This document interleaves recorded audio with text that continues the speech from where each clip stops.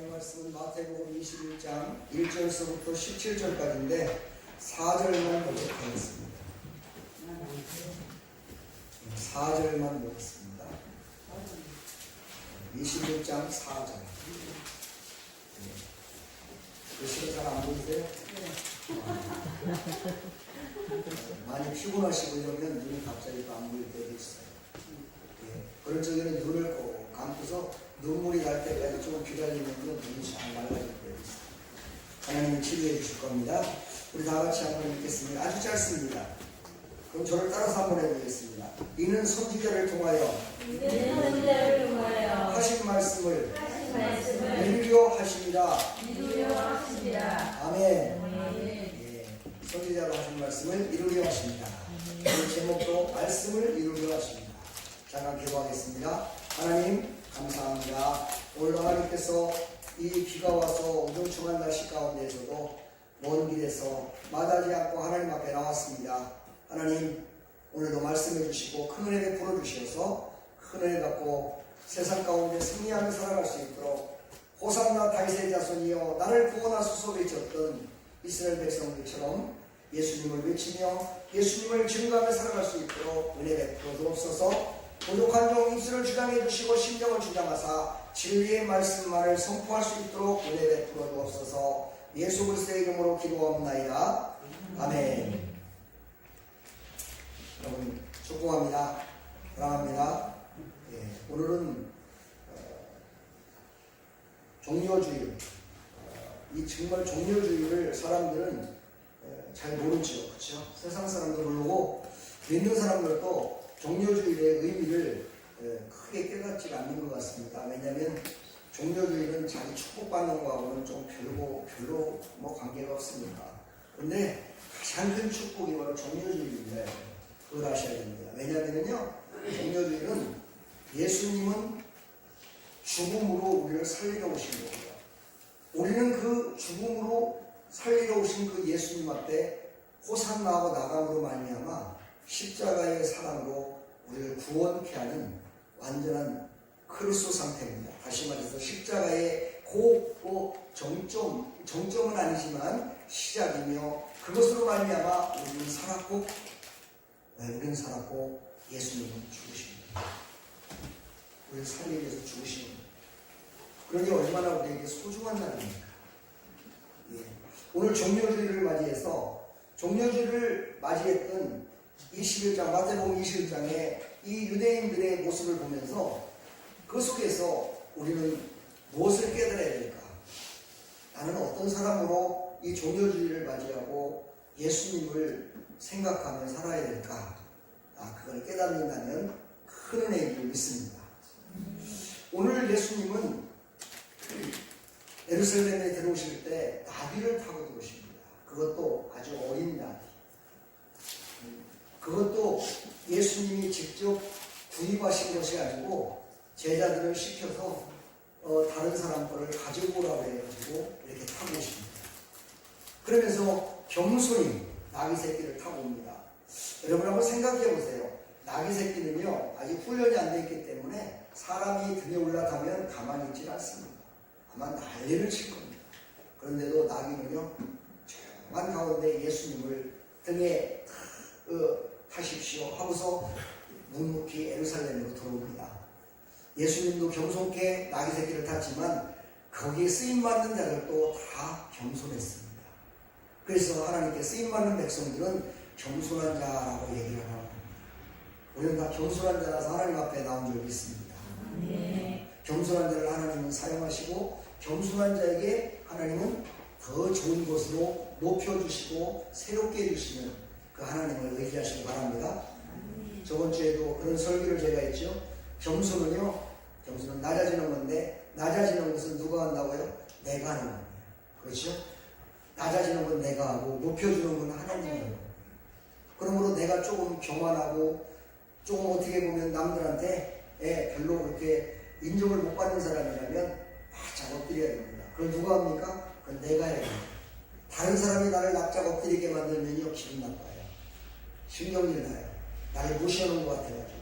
그러니까 어떻게 해야 돼요? 내 스스로 다쳐야 돼요. 그러면 행복해져요. 내 스스로 다투면은요, 어딘가 모르게 만족감이 와요. 나는 이런 사람이 아닌데, 나는 이런 사람이 아니었었는데, 와, 내가 이렇게까지 변할 수 있을까? 내가 이렇게까지 낮아질 수 있을까? 다른 사람들이 보지 않으려고 딱 뒤돌아서서 미소가 걸려요. 우리 경순해지기를 간절히 축복합니다. 오늘 보니까 순종하는 두 제자를 볼 수가 있습니다. 이 보면은 예수님은 자기의 어떤 일들을 할 적에, 자기가 하는 어떤 사역을 하실 적에 다른 사람들을, 제자들을 시키는 것 같지만, 제자들에게 이런 걸 하라고 시키는 것 같지만 사실은 다 예비해 놓은 것을 들고 오라는 것이고 그냥 데리고 오라는 것입니다. 다 만들어 놓은 것을. 나귀 새끼도 마찬가지였죠. 한번 생각을 해보세요. 그 시대에 얼마나 가난했는데 사람들이, 야, 나귀 새끼 그거 우리 주님께서 쓰신다 그래, 빨리 내놔, 이랬을 때 자기 재산을 그냥 내놓을 사람이 있겠습니까? 하나님께서 그 마음 가운데 그거를 줄 수 있는 마음, 헌신을 할 수 있는 마음을 하나님께 주셨기 때문에 자기의 재산을 그냥 허물없이 내는 거예요. 그래서 예수님은 그거를 갖다가 직접 가서 데려온 게 아니라 다만 제자들을 그것을 순종케 하는 도구로 사용하셔서 나귀 새끼를 끌어온 것입니다. 창세기에도 보면은 22장 13절에 보면은 아브라함이 눈을 들어 뒤를 보니까 매하고 염소 새끼가 있습니다. 그 전에는 안 보였어요. 그래서 하나님께 드려지는 그 제물을 갖다가 자기의 아들 이삭을 갖다가 칼로 찔러서 죽이려고까지 했었다는 말이죠. 그런데 하나님이 눈을 들어서 보게 하니까는 하나님의 예비된 제물을 보게 된다는 거예요. 사랑하는 여러분, 오늘 그 눈이 열려지기를 축복합니다. 아멘. 우리가 복을 받지 못하고 하나님의 것을 하나님의 것대로 갖고 우리가 축복을 받지 못하고 살아가는 이유는 뭐냐면요, 그걸 보지 못하기 때문이에요. 그걸 알지 못하기 때문이에요. 우리가 세상을 앞을 바라볼 수 있고 하나님이 주신 걸 다 바라볼 수 있다면 그것을 향해서 달려가지 않을 사람이 누가 있겠습니까? 근데 그게 보이지 않는 거예요. 느껴지지 않는 겁니다. 예, 내 마음 가운데 와닿지 않는 거예요. 이런 걸 뭐라고 합니까? 믿음의 눈이 열리지 않았다는 거예요. 좀 영적으로 말하면 영적인 눈이 열리지 못해가지고 앞을 바라보지 못한다는 거예요. 그러나 하나님은요, 영적인 눈이 열렸든지 아니면 믿음이 열렸든지 그거를 다 제외하고요, 하나님의 말씀으로 우리에게 또한 다 허락하셨다는 거예요. 예, 믿음이 없든지 영안이 열리기 전에요, 벌써 하나님의 말씀만 보면 그걸 다 할 수 있도록 우리에게 특별한 계시로 이렇게 말씀을 허락하셨다는 사실입니다. 그러므로 사랑하는 성도 여러분, 말씀을 의지하면서 성숙한 신앙으로 살아가기를 간절히 부탁합니다. 성숙한 신앙인은요, 언제나 자신은 하나님이 사용하시는 도구임을 인정하는 겁니다. 나는 아무것도 아닙니다. 나는 그냥 죄인일 뿐입니다. 그런데 나 같은 사람을 하나님이 사용하시는군요. 너무너무 감사합니다. 나는 그냥 도구일 뿐입니다. 그래서 우리는 늘 기도할 때, 하나님, 나를 그냥 도구로 사용해 주십시오. 축복의 통로로만 사용하십시오. 믿음의 통로로 사용하십시오. 나를 전도의 통로로 사용해 주십시오. 이렇게 기도할 때요, 하나님께서는요, 그 통로가 된 우리를 그냥 내버려두지 않으시고요, 가득히 가장 좋은 것으로 채워주시는 하나님이심을 믿으시길 바랍니다. 아멘. 오늘 마태복음 21장 5절을 보게 되면 시온의 딸들에게 하는 말이라고 나왔죠. 이것은 바로 스가랴서 9장 9절에 예언했던 내용을 그대로 옮겨 적은 겁니다. 시온의 딸에게 이르기를 내 왕이 내게 이만하니 그는 경솔하여 낙이 곧 몸에 매는 짐승의 새끼를 닫도다 하라 하였느니라. 예, 이것을 갖다가 인용해서 얘기를 합니다. 하나님은요, 창세 전부터 우리를 사랑하셨고 창세 이후부터요, 우리를 사랑하셨고 우리에게 어떤 복을 주시고 우리와 어떻게 살고 너희들이 어떻게 살아야 될 것을 다 말씀하셨습니다. 어떻게 하는 것이 하나님을 기쁘시게 하는 것도 다 말씀하셨습니다. 그런데도 불구하고 우리가 그것을 순종하지 않았을 뿐입니다. 제가 금요일 설교 가운데 그런 설교를 했죠. 하나님의 뜻을 다 알면서도 하나님은 분명히 심판하시며 하나님은 분명히 복을 주신다는 것을 말씀하셨는데 세상의 많은 사람들은요, 그것을 어떻게 해요? 야, 웃기지 말아라. 예수님이 오신다고 한 지가 지금 벌써 2000년이 지났다. 2000년이 지났는데도 아직까지 안 오셔. 복을 주시겠다고 2000년 전에 약속하셨다고. 근데 나는 지금도 복을 못 받고 있어. 이러면서요 예수 믿는 사람들을 조롱하고 있고. 근데 성경에 보니까는요 베드로서 3장 9절로 8절로 9절을 쭉 보게 되면 하늘의 날짜는 세상의 날짜와 다르대요. 그래서 세상의 첫날이 하늘나라에 하루밖에 안 된대요. 그러니까 2000년이 지났어요 세상에서. 그러면 하늘나라에서 며칠 지난 거예요? 이틀 지난 거예요. 그렇죠? 네. 성경대로 말하면 이틀 지난 거예요. 저는 분명히 3일 지나면 예수님이 확실히 오시지 않을까 싶어요. 왜냐하면 예수님이 3일 만에 부활하셨으니까. 네. 3위일체 하나님이시니까. 할렐루야. 저는 그렇게 생각이 돼요.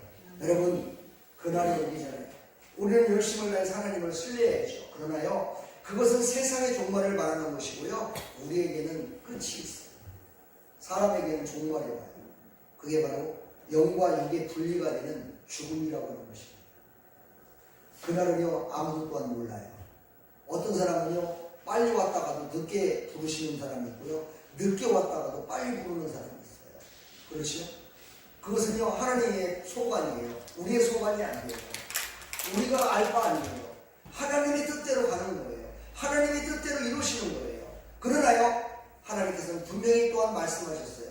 사명을 끝까지 완수하는 자에게, 그렇죠, 천국의 유업을 주시겠다 말씀하셨어요. 이 말은 뭐냐면요, 사명을 감당하며 사명이 다 끝나기 전까지는 하나님이 부르시지 않는데요. 그러므로 자기의 사명을 깨닫는 것은요 얼마나 소중한 건지 몰라요. 근데 사도 바울 같은 사람은 자기의 사명을 깨달았잖아요. 내가 이제 갈 바를 알았잖아요. 그래서 사도 바울은 그렇게 고백을 했죠. 나의 달려갈 바를 마치려 하면. 와, 대단하죠. 그렇죠? 알았다는 거예요. 이제 어느 정도 내가 이제 모든 거 끝나고 하나님이 부르실 때가 거의 됐다는 걸 알았다는 거예요. 그때 사도 바울의 그 고백을 보면은요, 그는 어떻게 얘기합니까? 그 얘기를 하고 상 주실 하나님에 대해서 기억하라고 말씀을 하세요. 너에게 상을 분명히 줄 거다. 그래서 나는 그 상급을 받기 위해 지금까지 달려왔다. 이제는 그 상급을 받기 위한 그것이 얼마 남지 않았다라고 고백을 하면서 모든 백성들에게 이야기를 합니다. 사랑하는 성도 여러분, 우리는 하나님께서 말씀하심을 한 번도 어기지 않으시고 한 번도 변개치 않으시고 완전히 이루시는 하나님이심을 믿으시기 바랍니다. 하나님은 절대로 변개치 않습니다. 하나님은 심판할 것을 심판하시고 복 주실 것을 복 주시고, 하나님께서는 중간이 없으십니다. 하나님은 분명히 이루시는 하나님이심을 여러분 믿으시기를 간절히 축복합니다. 오늘 보니까 많은 사람들이 하나님을 찬양하는 사람들의 무리들이 나옵니다. 대다수라고 나옵니다. 21장 8절에 보니까 무리의 대다수는 그들의 겉옷을 길에 펴고 다른 이들은 나뭇가지를 베어 흔들며 이렇게 왔다고 얘기를 합니다. 그러니까 대다수 모든 사람들이 하나님을 찬양했어요. 모든 사람들이 예수님께서 예루살렘에 들어오실 적에 예루살렘은 우리를 구원하실 거야 라고 생각을 했어요. 그런데요 묘한 게 하나가 있어요. 뭐냐면요, 사람마다 구원받는 것을 세 가지로 바라봤다는 거예요. 한 사람은 어떤 구원을 받냐면 우리의 영혼이 구원받을 수 있음을 확실히 믿고 예수님을 맞이했다는 거예요. 근데 한 사람은요 육신의 것으로 맞이했다는 거예요. 내 육신의 구원, 나의 지금 뭡니까? 그 시대에 얼마나 가난했어요. 너무너무 힘든 시기잖아요. 그러니까 예수님이 오시면 우리 먹을 것도 다 해결해 줄 거야. 우리 오병이의 기적을 봤잖아. 아니 물고기 2마리로 보리떡 5개로 그 5,000명을 먹이고도 남는 거 봤잖아. 그러니까 예수님이 예루살렘에 오셔서 왕이 되시면 우리 그런 모든 문제를 해결할 거야라고 생각하는 사람들의 무리가 있었다는 겁니다. 또 하나 무리는요, 바로 저 예수님이 오심으로 말미암아 내가 갖고 있는 모든 기득권을 그대로 유지할 수도 있겠다라는 생각을 가진 그런 기득권자가 있었다는 겁니다. 그 무리 가운데. 참 이스라엘도 그런 것 같습니다. 이스라엘도 많은 사람들이 예수님을 찬양하며 나갑니다. 예수님 사랑합니다 고백하며도 나가고, 주일날만 되면 나와서 하나님을 찬양하며 하나님께 예배드리는 사람들로 가득 차는 그런 교회도 있고요. 이렇게 저희들 같이 아직은 개척교회라서 정말 믿음의 성도들, 교회를 세울 자들만 나와서 예배드리는 그런 곳도 있습니다. 어떤 생각을 가지고 있을까요? 과연 그들의 영혼들은 어떤 마음을 가지고 그 세 부류 중에 어떤 부류에 속할까요? 내 영혼이 잘된 것 같이 범사가 잘되고 형통하리라는 하나님의 말씀을 믿을까요? 아니면 세상의 권세와 세상의 힘과 세상의 능력을 얻기 위하여 교회에 나와 교회를 이용하고 있는 건 아닐까요? 한번 생각해 볼 필요성이 있습니다. 오늘 여기 나오는 세 부류 사람들을 쭉 보게 되면요, 마태복음 21장 10절로 10절을 보면 예수께서 예루살렘에 들어가시니 온 성에 소동하여 이르되 이는 누구냐 하거든요. 누구냐 하는 분, 이렇게 묻는 사람이 있었다는 거예요. 이런 사람은 어떤 사람입니까? 예수님이 오셔서 모든 것들을 해결해 주실 분이다라고 생각한 것이 아니라 그를 통해서 나의 뭔가를 얻기를 원했던 사람들의 무리였다는 거예요. 그리고서 물어보는 겁니다. 난 잘 모르겠는데가 아니라 속으로는 다 알고 있으면서도 물어보는 겁니다. 다른 사람한테. 다른 사람의 생각은 어떠한가 한번 알아보고. 그때 뭐라고 합니까? 무리가 이르되, 이렇게 말합니다. 무리가 이르되 갈릴리 나사렛에서 나온 선지자 예수라 합니다. 이렇게 답합니다. 여기서 왜 무리라는 단어를 썼을까요? 예수 믿는, 예수님의 제자라고 안 쓰고 왜 무리라는 단어를 썼을까요? 그들도 다 한 그 부류였다는 것입니다. 그런 부류가 있었다는 것이죠. 물어보는 자는 바리새인이었습니다. 물어보는 자는 바리새인이었습니다. 그는 하나님을 아는 자였습니다. 예수님이 이 땅에 오셔서 무엇을 하실 것을 아는 자였습니다. 그리고 그것을 답하는 사람은 모르는 자였습니다. 한번 우리 가만히 생각을 해보세요. 모르는 자와 하나님을 아는 자가 어떻게 한마음이 됐을 수 있을까? 한번 생각해 볼 필요성이 있지 않습니까? 어찌 하나님을 다 아는 자와 하나님을 모르는 자와 한 분이 되었을까? 참으로 이거는 놀라운 일들입니다. 그러니까 하나님을 아는 것으로 끝나면 아무 소용이 없다는 것입니다. 하나님을 아는 것으로 아는 사람은 모르는 사람과 동일한 사람이라는 거죠. 아니, 그 하나님을 아는 것으로 말미암아서요, 하나님을 이용해 놓으면 더 나쁜 죄를 짓는 자가 될 수 있다는 사실을 오늘 우리에게 말씀하고 있는 겁니다. 차라리 하나님을 알지 못하는 자는요, 그냥 하나님을 알지 못하는 자로 살아가요. 근데 하나님을 알면서도 하나님을 알지 못하는 것 같이 살아가는 자는요, 하나님을 이용해요. 물론 하나님이 이용당하실 분은 아니십니다. 하나님이 어떻게 사람에게 이용을 당하겠어요? 하나님을 이용한다는 건 뭐냐면요, 자기의 만족 속에 빠져 산다는 것을 얘기합니다. 하나님이 다시 말해서 아무것도 모르는 자들에게 야, 나는 교회 장로야, 이렇게 하면서 사기를 칩니다. 거짓말을 합니다.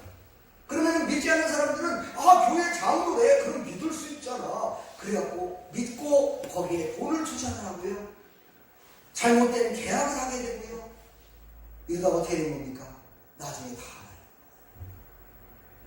이게 바로 하나님을 이용하는 거예요. 하나님을 이용하여 자기의 욕심의 것을 채우는 자, 바로 구경꾼과 똑같은 자라는 것이죠. 호산나 다윗의 자손이여 나를 구원하소서 외쳤던 그 모든 무리들 중에 모든 사람들이 다 그 영혼이 하나님을 찬양하며 하나님이 오시는 내 영혼을 새롭게 해주시고 그 영혼이 새로워지고 내가 다시 죄에서 벗어나며 그 죄에서 자유함을 얻어서 내 육신도 영육간에 강건함을 얻어서 하나님이 주시는 유업을 다 받을 것이라는 확신을 가진 것이 아니고, 그들은 다만 내 육신의 것을 그냥 해결받는 것으로만 생각했다는 사실.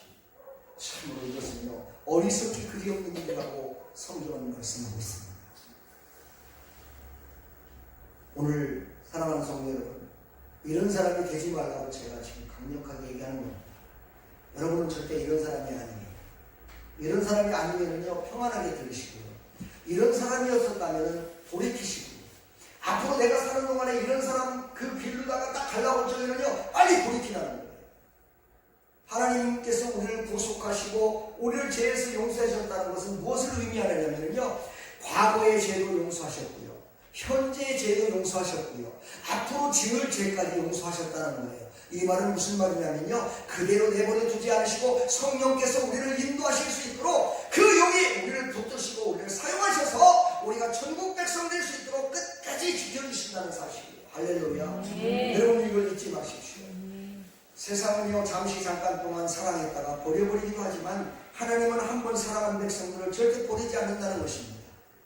내가 하나님을 떠나지 해서 하나님을 잃어버리지 않는 이상은요 절대 하나님이 우리를 버리지 않는다는 거예요.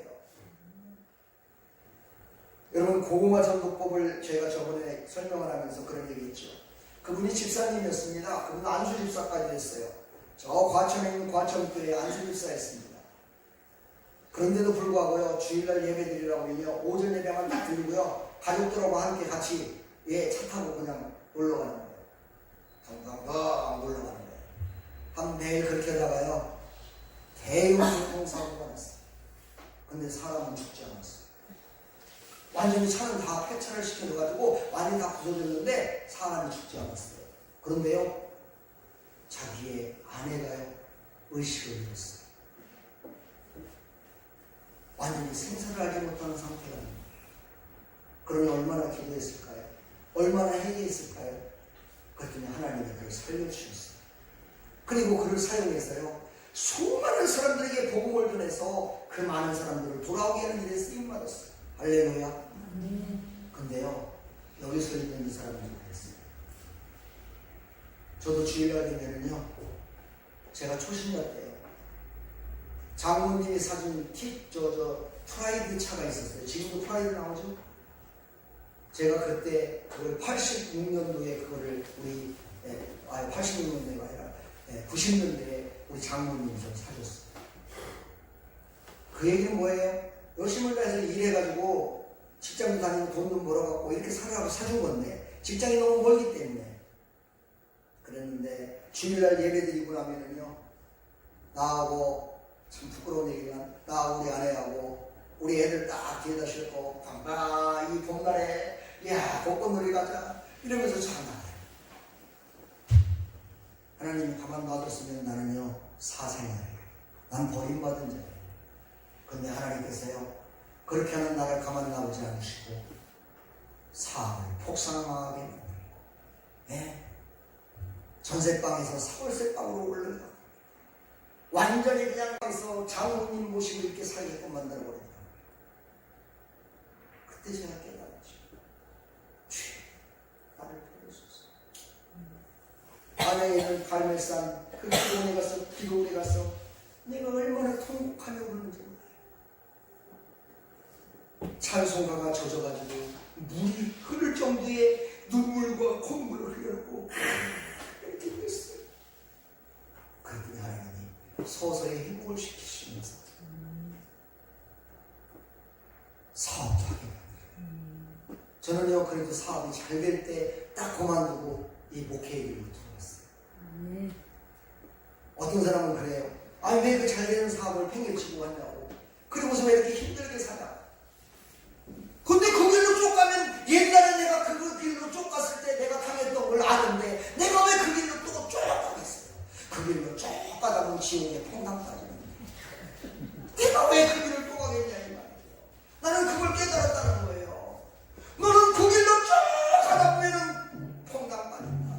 지옥에 퐁당 빠졌다는 거예요. 그걸 나한테 알려줬는데 내가 왜 그 길을 또 가겠냐 이 말이에요. 나는 가기 싫다는 거죠. 잘 될 때 그것으로 말미암아 하나님께 영광을 돌리자는 그런 각오를 가지고요 하루아침에 탁 정리를 해버렸어요. 어느 정도 장사가 잘 된 줄 아세요? 한 달이면은요 여성 정장을요 2,000벌 이상을 팔았어요. 한번 생각을 해봐요. 여성 정장 2,000벌이면 돈이 얼마야? 그때 제가 딱 그랬어요. 왜? 잘 될 때 그만둬요. 또 폭삭 망해갖고 그때 가서 그만두면 나에게 완전히 그렇지. 다시 일어서려면 얼마나 또 눈물 콧물을 짜야 되겠냐 이 말이에요. 사랑하는 여러분, 우리는요 저 바리새인 같은 사람이 되면 안 돼요. 저 바리새인이 물어봤을 때 그 그는 누구라 하느냐? 이렇게 물어봤던 바리새인, 대답했던 사람들, 그는 나사렛에서 나온 그냥 선지자일 뿐입니다라고 이렇게 대답하는 어린 선지자가 되면 안 돼요. 확실하게 말해야 돼요. 어떻게 말해야 돼요? 따라서 한번 합니다. 주는 그리스도시요 살아계신 하나님의 아들이십니다. 이렇게 대답할 수 있었는데 안 했다는 거예요. 이 말은 언제 했어요? 마태복음 16장 16절에 했어요. 그럼 마태복음 21장이면요 많은 세월이 흘렀다는 말이겠습니까? 그럼 많은 사람들이 예수님을 믿었기 때문에 이런 고백을 할 수 있는 시기가 된 거예요. 그럼에도 불구하고 그들은요 이 고백을 못했다는 겁니다. 이 말은 무슨 말이에요? 예수님을 그렇게 믿지 않았다는 것을 의미합니다. 신앙생활 10년, 20년 하면 하나님께서 그냥 알아서 해주실 것이다라고 생각하는 그런 생각 갖지 마세요. 하나님은요 끈을 놓으면 안 돼요. 하나님을 잡았던 끈을 놓지 말고 끝까지 붙들어 봅니다. 내 생활에서는 정말 내가 하나님을 잃어먹은 것 같이 그렇게 살 때도 있겠지만요 그래도 내 심령 가운데는 하나님을 꼭 붙들고 있어야 돼요. 하나님은 분명히 나를 인도하실 거야. 하나님은 나를 살려주실 거야. 하나님은 분명히 나를 회복시켜 주실 거야. 이것을 놓지 말라는 거예요. 끝까지 하나님을 의지하라는 거예요. 끝까지 붙들고 있으라는 거예요. 할렐루야. 아멘. 제가 어떤 사람들이 한 사람이 있었어요. 그 집사님을 내가 나가고 교회 좀 나오세요. 집사님이신데 교회 나오세요. 하나님이 알아서 나를 인도하실 겁니다. 하나님이 인도하시면 제가 나갈게 이래요. 하나님이 나를 보내서 나오라고 하신 거 아닌가요? 내가 그렇게 얘기하면 그분이요 아닌 것 같은데요. 그럼 그냥 계속 계세요. 또 와요. 하나님이 그러시는데 빨리 나오시고 안 나와요. 나오세요. 안 나와요. 하나님이요 오늘 확 나오시고 총도 정도 안 나와요. 얼마나 실망.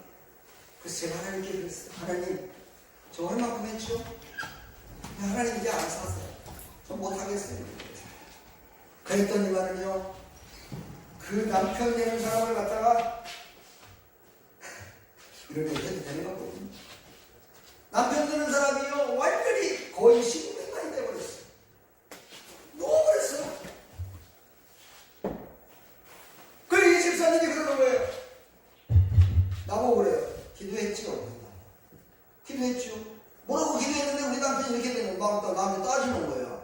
그래서 뭐 그랬어요. 나는 할 때까지 했는데 하나님 나는 이제 더 이상 못하겠습니다. 그러니까 하나님이 알아서 하세요. 그렇게 기도했다고 했더니 어쩜 그렇게 기도를 했냐고. 끝까지 내가 나올 때까지 하나님 축복해 주세요. 그러면서 나는 끝까지 해야지. 왜 그렇게 해요? 나를 원망해요. 그래서 속으로 좀 찔리긴 했어요.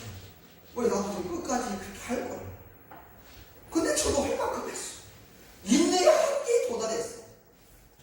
여러분요, 하나님은요, 인간의 방법, 인간의 모든 것들을 다 동원해서 다 하십니다.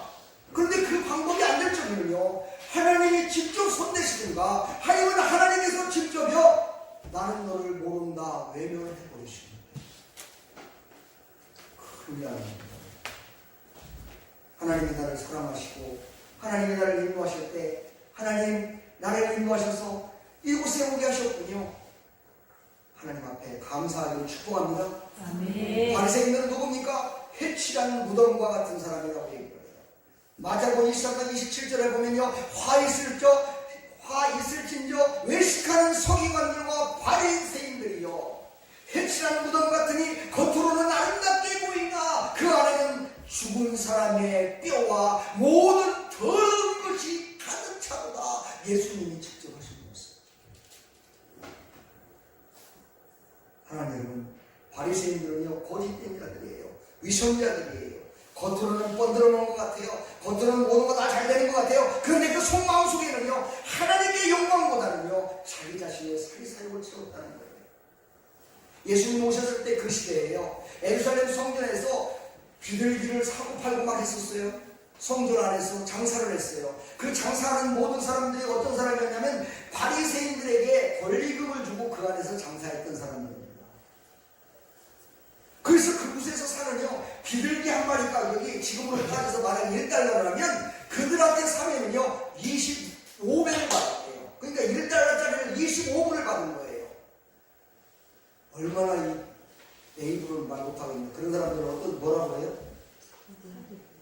사기 또 뭐라고 해요? 또? 도둑. 네. 저는 얘기 안 했습니다. 그런 사람이라니까요. 근데 그걸 다 누구를 줬어요? 바리새인들한테 바치는 것이 도망이다. 그것을 다 받아보게 누구예요? 바리새인들이 했다는 거예요. 바리새인들이 하나님을 그렇게 이용했다는 거예요. 그러니 예수님이 그들을 해치한 무덤 같다 얘기하는 거예요. 여러분은 그런 거 해봤는지 모르겠어요. 무덤에 탁 해갖고 관을 딱 집어넣고 뭐 하는지 아세요? 관을 딱 한 다음에 거기다가 포장을 딱 이렇게 하잖아요. 그런 다음에 그걸 덮기 전에요. 해를 갖다가 다 뺑뺑. 왜 그런지 아세요? 구더기 들어가지면 해를 이렇게 놓으면 구더기가 안 돼요. 저는 그걸 다 해봐서 알아요. 목사가 되다 보니까 그걸 다 하게 돼요. 그래서 속에는요 다 썩어져 있는데 겉은 멀쩡한 것 같아요. 근데 겉을 보면요 완전히 이게 바리새인.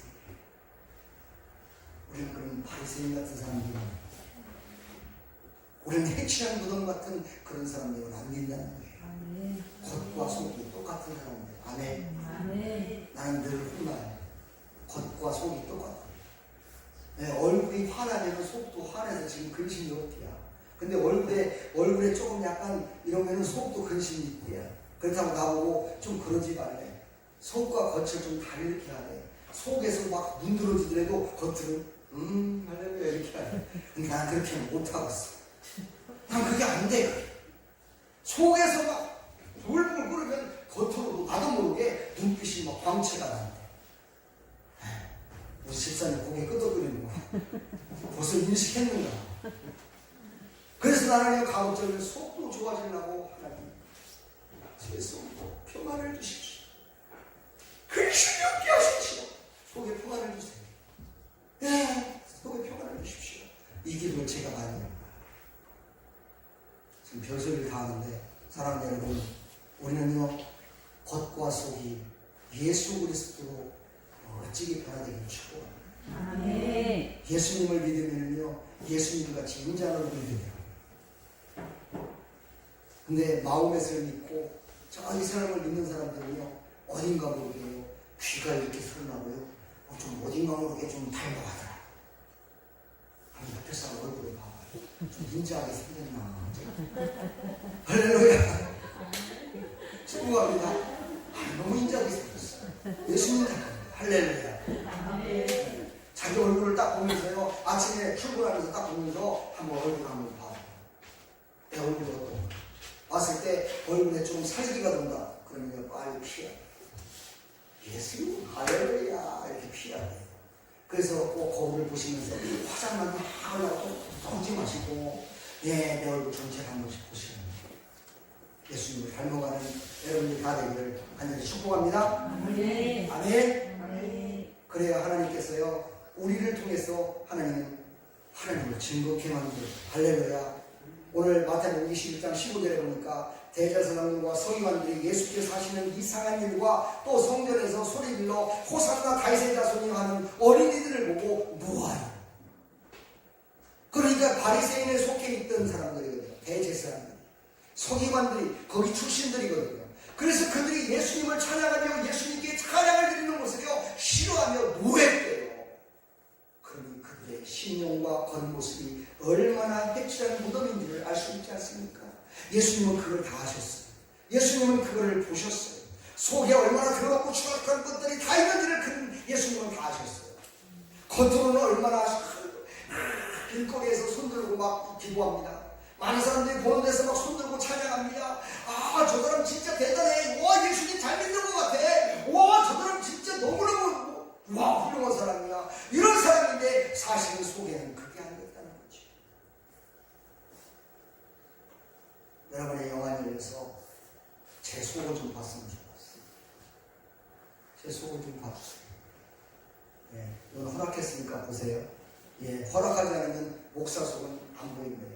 아무리 은사를 받아도요, 목사님 저 속을 좀 알게 해주세요. 하나님이 막아서 안 보입니다. 어떤 분광사가 그러더라고요. 그것도 거짓말 같아요. 뭐가 안 보여요, 안 보여요. 하나님이 보여주시려면 다 보여주시죠. 할렐루야. 여러분요, 상대방의 마음 가운데 얼마나 근심과 걱정이 있는지를 보시고 그걸 위해서 기도하는 사람들에게 축복합니다.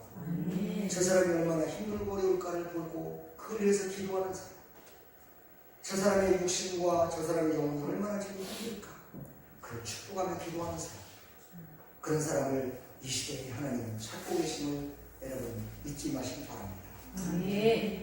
그런데 말입니다, 어떤 분이 그렇게 설교를 하더라고요. 그런데 아십니까? 그런데 말입니까? 당신은 아십니까? 이렇게 해서 설교를 하는데 꼭 나한테 물어보는 것 같아갖고 나도 모르게 네, 너 아는데요? 이렇게 대답이 되더라고요.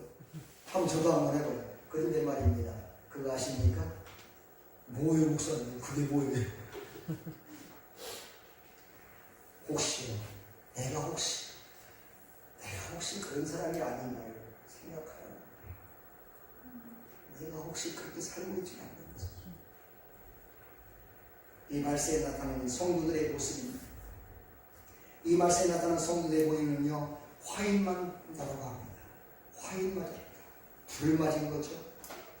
헬라어 카우테리아교라는 말인데요, 낙인이 찍혔다라는 말이에요. 함축적으로 말한다면요, 낙인이 찍혀서 마비되었다라는 것입니다. 화인 맞았다는 것은요, 마비됐다는 거예요.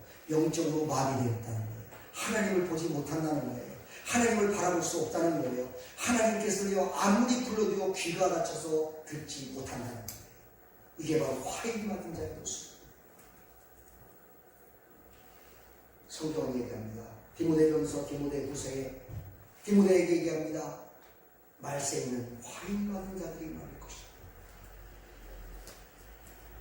사랑하는 성도 여러분, 우리는 그 정도는 아니지 않습니까?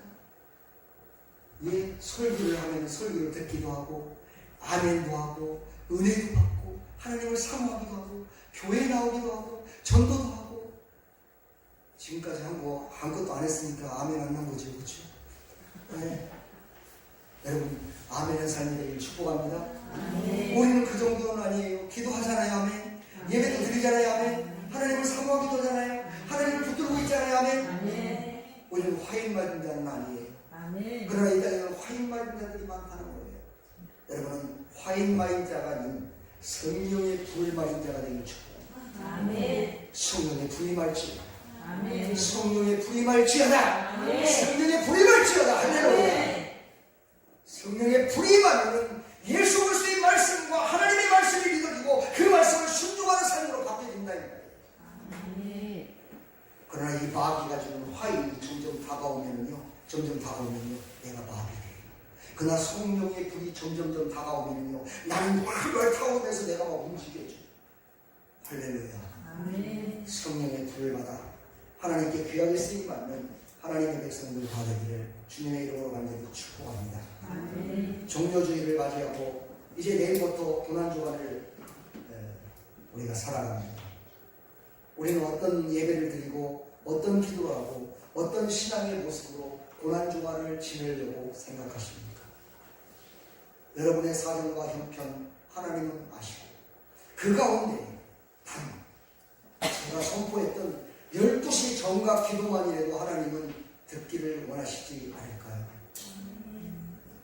12시 정각 꼭 고난주간의 기도 시간 한번 그 시간만으로도 꼭 기도하시길 바랍니다.